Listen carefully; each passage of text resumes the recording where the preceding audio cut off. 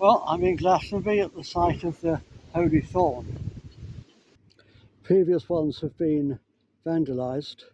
Long may this one survive. So why is the Glastonbury Thorn so important? Well, according to legend, which may or may not be true, it was planted by Joseph of Arimathea when he came with the boy Jesus during the so-called missing years. Jesus would have been beginning his travels around the world at that time, learning from the yogis, and the arch-druids, and the Taoists, and the like, gaining his knowledge and abilities. Joseph of Arimathea was a metal merchant, so it's quite normal to believe that he was here visiting the tin mines of southwest Britain. According to the legend, they arrived by boat. Now, don't forget the Somerset levels were still flooded at that time. They weren't drained until the Middle Ages. And Wiriel Hill and Glastonbury Tor would have been dry land standing up above the marshes. Indeed, you can see the Tor in the background in this shot. Apparently, the first thing Joseph did was thrust his staff into the ground, possibly to give him some leverage to get out of the boat. And he left it there, and it took root and grew. There's some evidence to support this in the fact that this is a subspecies of hawthorn, Crataegus monogyna biflora, is a small deciduous tree which blooms twice a year, once during the winter and once at the normal time of the hawthorn flowering in the spring, around about May time. And of course, the superstitious would have thought that its flowering in the winter had something to do with the birth of Jesus, which they believed was during the winter. It probably wasn't, but...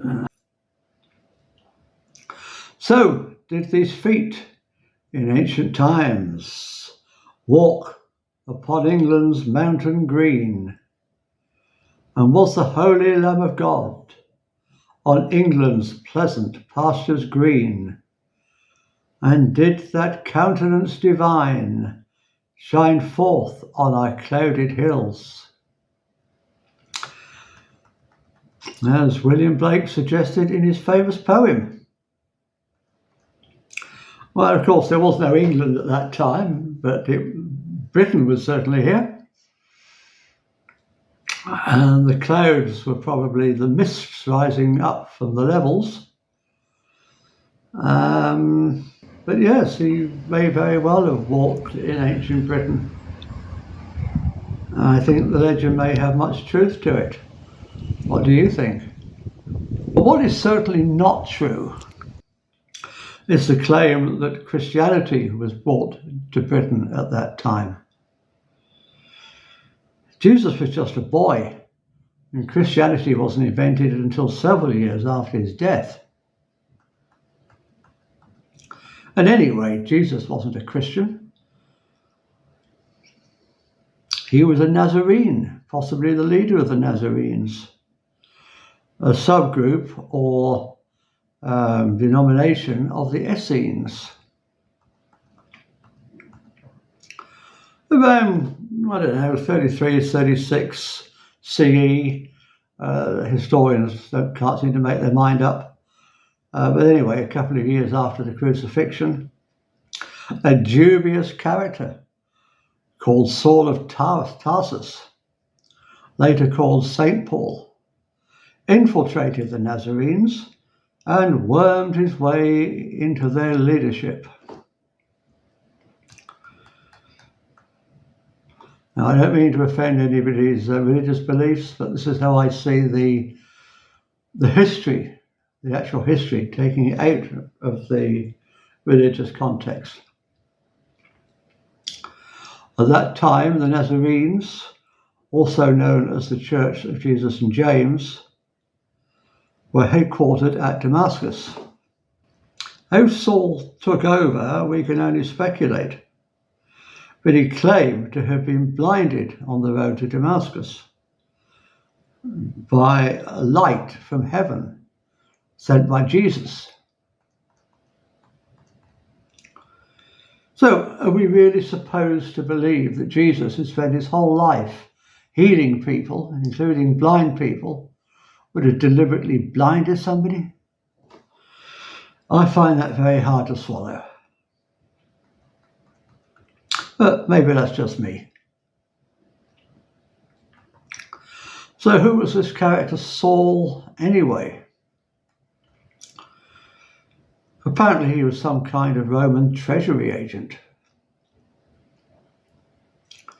So did he really have some kind of an epiphany on the road to Damascus?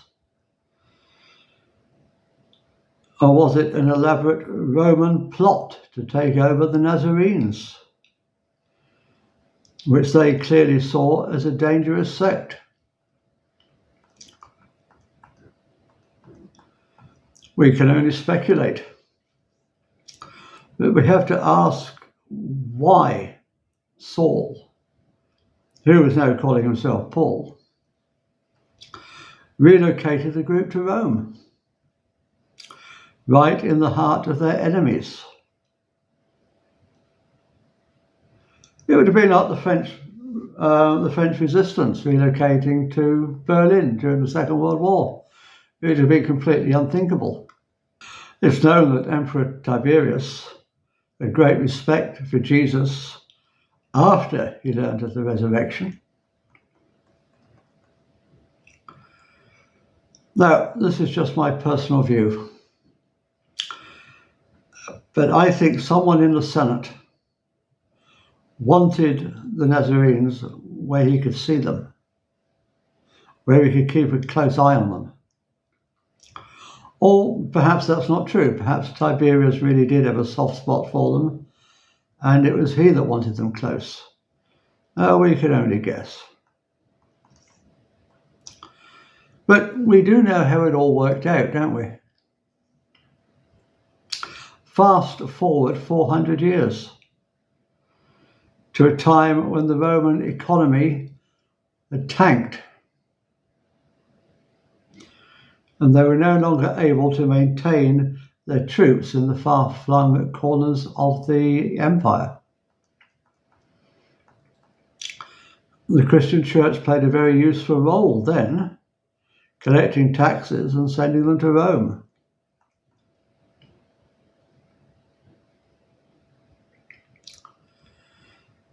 So I believe you have to make up your own mind on all this stuff. What do you think?